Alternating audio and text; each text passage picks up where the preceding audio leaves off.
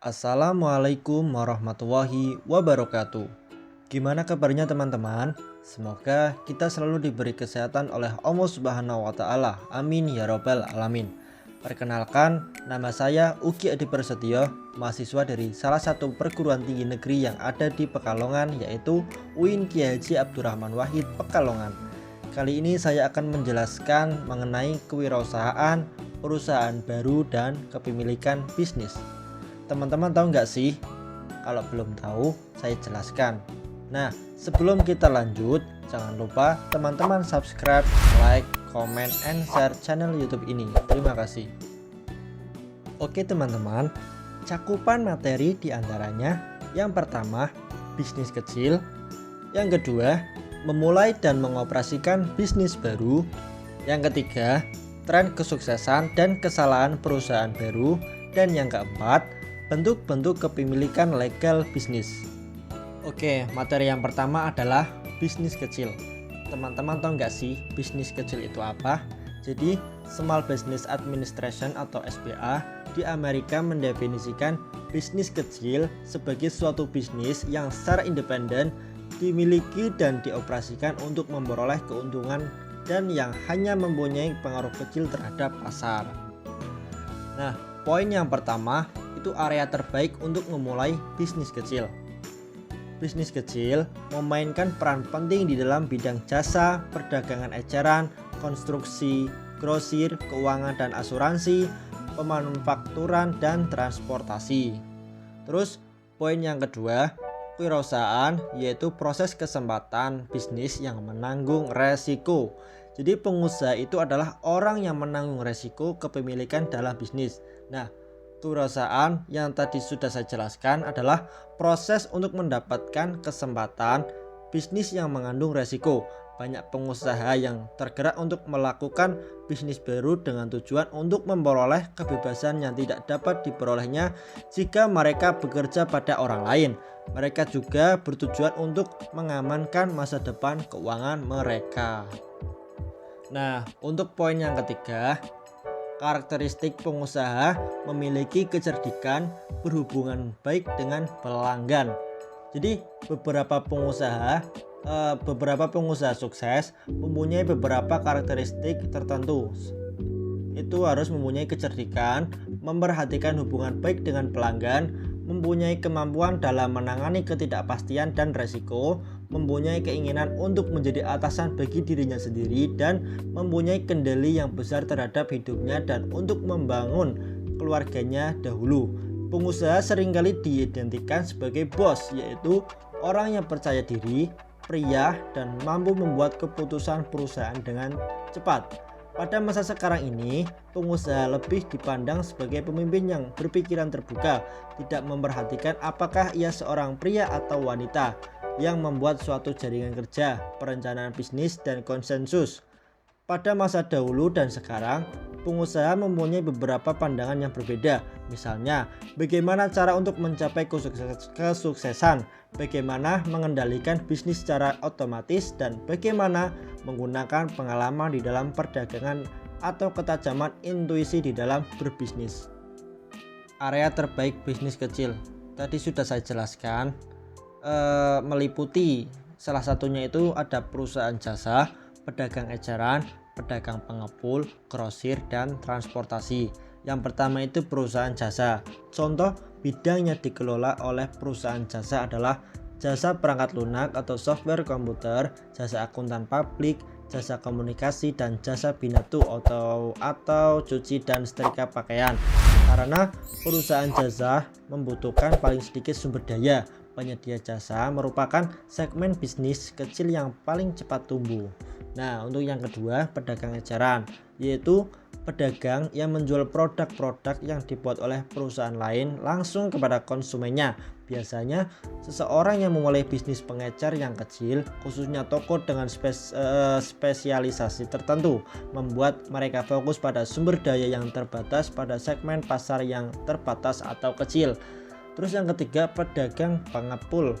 Pedagang pengepul yaitu pedagang yang membeli produk-produk atau barang lainnya dari masyarakat yang kemudian dijual kepada pedagang besar atau pabrik. Contohnya itu pengepul barang rongsokan yang kemudian dijual ke pabrik yang mendaur ulang. Terus yang keempat itu grosir. Grosir itu seringkali pemilik bisnis kecil dapat menangani perusahaan grosir dengan baik. Pemilik perusahaan grosir membeli produk dalam jumlah besar dari perusahaan manufaktur dan menyimpannya dalam jumlah dan lokasi yang sesuai untuk kemudian menjualnya kembali kepada para pengecer. Terus yang kelima itu transportasi. Contoh perusahaan kecil yang bergerak dalam bidang transportasi adalah perusahaan perseorangan. Jadi perusahaan yang menyediakan jasa transportasi barang atau penumpang dari satu tempat ke tempat yang lain. Oke, selanjutnya memulai dan mengoperasikan bisnis baru. Dalam memulai mengoperasikan bisnis baru bisa menggunakan internet karena internet itu dapat mempermudah untuk mendapatkan segala informasi. Itu betul sekali. Jadi internet itu mempermudah semua orang untuk mendapatkan dan mengakses informasi. Internet itu dapat dengan mudah menyediakan peluang yang potensial dan membantu perusahaan kecil untuk berkembang dengan mudah dan cepat. Nah, para pengusaha itu harus menentukan kapan untuk membeli perusahaan yang sudah ada atau kapan membangun perusahaan dari awal dan kapan harus mendapatkan saran dari ahli terkait dengan sumber pendanaan. Yang pertama itu keahlian merencanakan bisnis. Di dalam perencanaan bisnis, seorang calon pengusaha mengembangkan dan mendeskripsikan strategi bisnisnya sebelum memutuskan untuk menginvestasikan waktu dan uang. Titik awal yang harus dilalui seorang pengusaha baru adalah membuat perencanaan bisnis. Nah, perencanaan bisnis mendeskripsikan kesesuaian antara kemampuan dan pengalaman pengusaha dengan kebutuhan untuk memproduksi dan memasarkan barang tertentu. Dengan demikian, perencanaan bisnis kegiatan untuk merumuskan strategi untuk memproduksi dan memasarkan elemen hukum dan organisasi dan akuntansi serta keuangan. Yang kedua, memulai bisnis kecil. Langkah pertama untuk memulai bisnis kecil yaitu komitmen individu untuk menjadi pemilik perusahaan. Di dalam mempersiapkan perencanaan bisnisnya, seorang pengusaha itu harus memahami lingkungan perusahaan di mana perusahaan tersebut terikat. Lingkungan yang mempengaruhi keputusan seorang pengusaha dalam menentukan cara untuk memulai bisnis kecil. Terus yang ketiga, pendanaan bisnis kecil. Meskipun pemilihan cara untuk memulai bisnis sangat penting, hal ini tidak akan berarti jika tanpa uang. Untuk mendapatkan uang dari bank, dari investor independen, dan dari agen-agen pemerintahan dibutuhkan usaha yang ekstra, seperti misalnya memformulasikan rencana bisnis dan harus memenuhi syarat-syarat lain yang harus dipenuhi. Di samping itu, institusi pendanaan lebih tertarik untuk membantu keuangan untuk pembelian perusahaan yang sudah ada daripada untuk mendirikan perusahaan baru. Contoh lembaga yang memberikan kredit kepada pengusaha mikro dan pelaku usaha kecil lainnya itu seperti Bank BRI. Bank BRI itu memberikan kredit kepada pengusaha mikro dan pelaku usaha kecil lainnya yang berada dalam bidang industri agribisnis dan perdagangan melalui Kupedes, melalui Kopades modal kerja dan Kopades investasi itu. Nah, cara untuk memulai bisnis kecil itu yang tadi poin yang kedua ya. Yang pertama, membeli perusahaan yang sudah ada. Pada kondisi tertentu, seorang pengusaha itu harus memutuskan apakah akan membeli perusahaan yang sudah ada atau mendirikan perusahaan baru. Jika perusahaan yang sudah ada masih bisa ditingkatkan kinerjanya dan dinilai lebih menguntungkan, maka pilihan pertama dapat diambil. Jika dengan membeli perusahaan yang sudah ada, seorang pengusaha mampu mempertahankan dan menarik konsumen baru sehingga pendapatannya meningkat dan mampu mempertahankan hubungan yang baik dengan penyandang dana, pemasok dan pemangku kepentingan lainnya, maka dapat dikatakan bahwa pengusaha tersebut berhasil. Yang kedua itu franchising. franchising itu memperoleh keuntungan dan pengalaman dan keahlian. Jadi hal-hal yang dilakukan oleh franchisor antara lain adalah membuka lokasi toko, melakukan negosiasi kontrak, membeli peralatan, dan menawarkan pendanaan. Terus yang ketiga, memulai dari awal. Beberapa orang merasa tidak memperoleh kepuasan dengan cara menanamkan ide dan menumbuhkannya ke dalam bisnis yang sehat. Akan tetapi, pendiri perusahaan baru hanya dapat membuat perkiraan dengan berdasarkan pada pandangannya sendiri. Sukses atau gagalnya perusahaan bisnis bergantung pada kesungguhan pengusaha dalam mengidentifikasi kesempatan, seperti misalnya mengidentifikasi jenis produk yang dibutuhkan masyarakat yang bisa mendatangkan keuntungan paling tinggi namun belum tersedia di masyarakat. Materi selanjutnya yaitu tren, kesuksesan, dan masalah baru, meliputi yang pertama, tren dan memulai bisnis kecil. Yang kedua, faktor-faktor penyebab kegagalan. Yang ketiga, faktor-faktor yang mendorong keberhasilan. Yang pertama, tren dalam memulai bisnis kecil. Poin pertama, pentingnya niaga elektronik. Tren yang paling signifikan pada saat ini adalah e-commerce atau electronic commerce. E-commerce berkembang sangat cepat dan menjadi sangat penting. Internet pada dasarnya menyediakan sarana untuk menjalankan bisnis sehingga para pengusaha yang memahaminya dapat mengkreasikan dan memperluas bisnisnya secara lebih cepat dan mudah daripada sebelumnya. Terus yang kedua, berseberangan dengan perusahaan besar. Banyak bisnis dimulai oleh orang yang dimiliki untuk meninggalkan perusahaan besar dan menggunakan pengalaman mereka untuk melakukan bisnis sendiri. Terus yang ketiga, kesempatan untuk mendunia. Betul sekali, beberapa pengusaha juga menemukan kesempatan baru di pasar luar negeri. Sudono Salim, pendiri PT Indofood, merupakan salah satu pengusaha dari Indonesia yang mampu menggunakan kesempatan untuk memasarkan produk-produknya ke luar negeri. PT Indofood yang bergerak dalam industri makanan dan minuman mampu memasarkan mie instan dengan merek Indomie ke luar negeri, antara lain ke Taiwan, Hong Kong, Arab Saudi, dan Belanda. Terus yang keempat, tingkat kelangsungan hidup yang lebih baik. Banyak orang terdorong untuk menguji kemampuan mereka sebagai pengusaha karena tingkat kegagalan di dalam bisnis kecil cenderung menurun. Selanjutnya, faktor penyebab kegagalan. Banyak perusahaan baru tidak mengalami kesuksesan dalam jangka panjang.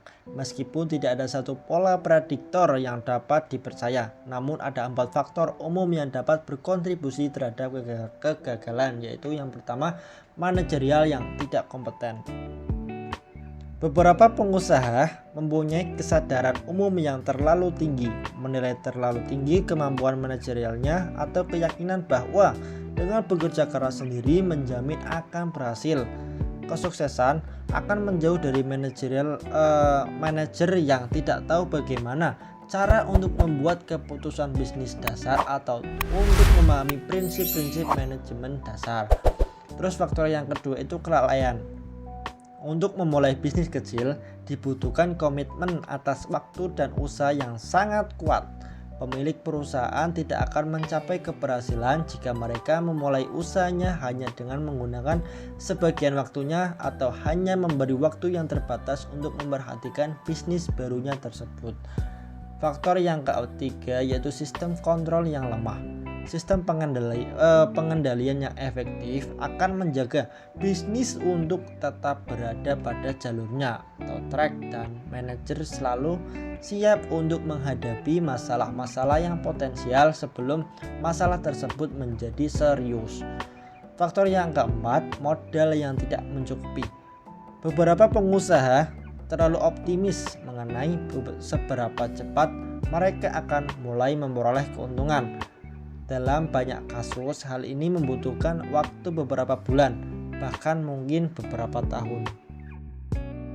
Oke, tadi kan saya sudah menjelaskan faktor penyebab kegagalan. Nah, sekarang saya akan menjelaskan mengenai faktor yang mendorong keberhasilan. Ada 4 faktor dasar secara tipikal dapat digunakan untuk menjelaskan kesuksesan bisnis kecil, yaitu yang pertama kerja keras, kemampuan, dedikasi. Pemilik bisnis kecil harus berkomitmen untuk menyukseskan dan mencurahkan waktu dan usahanya untuk mencapai keberhasilan tersebut. Terus faktor yang kedua, permintaan pasar terhadap produk yang dihasilkan.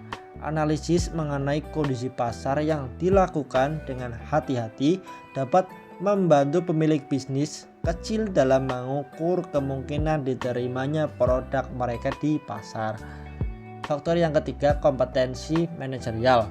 Pemilik bisnis kecil yang sukses mungkin memperoleh kompetensi melalui pelatihan dan pengalaman atau memperoleh keahlian khusus dari orang lain. Sebagian besar orang menghabiskan waktunya di perusahaan yang sukses atau untuk bekerja sama dengan orang lain dengan tujuan agar memperoleh keahlian khusus sebagai upaya untuk membuka bisnis baru. Terus faktor yang keempat itu keberuntungan, teman-teman. Usaha rumah makan dan pemondokan mahasiswa yang usahanya tiba-tiba berkembang pesat karena perkembangannya perguruan tinggi di sekitar daerah tersebut. Oke, untuk materi yang terakhir yaitu bentuk-bentuk kepemilikan legal bisnis. Yang pertama, perusahaan perseorangan. Perusahaan perseorangan merupakan sebuah bisnis yang dimiliki oleh seorang individu.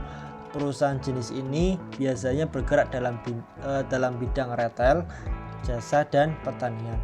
Butik pakaian, rumah makan, jasa fotokopi, dan jasa servis barang elektronik merupakan contoh real perusahaan perseorangan. Dalam banyak kasus, pemilik perusahaan perseorangan lebih mudah di dalam mengambil keputusan bisnis dan lebih mudah untuk memulai mengoperasikan perusahaan. Sebagian besar keunggulan dari perusahaan perseorangan timbul karena dua karakteristik utama dari bentuk kepemilikan ini, yaitu kesederhanaan dan pengendalian yang dilakukan secara individu. Terus yang kedua itu persekutuan. Persekutuan itu punya tipe umum yang sama dengan perusahaan perseorangan. Hanya saja suatu persekutuan dimiliki oleh lebih dari satu orang. Terus yang ketiga, korporasi. Korporasi itu apa sih? Korporasi itu mempunyai status hukum yang memisahkan entitas, hak properti, dan kewajiban, dan mempunyai jangka waktu hidup yang tak terhingga. Sebagai entitas hukum seperti halnya manusia, korporasi dapat menuntut dan dituntut, dapat membeli, menahan, dan menjual properti, membuat dan menjual produk, dan melakukan kejahatan dan kemudian dihukum karenanya. Mungkin itu saja penjelasan dari saya mengenai penjelasan tentang sinonim dan antonim. Semoga penjelasan saya dapat diterima dan dapat bermanfaat untuk kita semua. Amin ya rabbal alamin. Cukup sekian. Wassalamualaikum warahmatullahi wabarakatuh.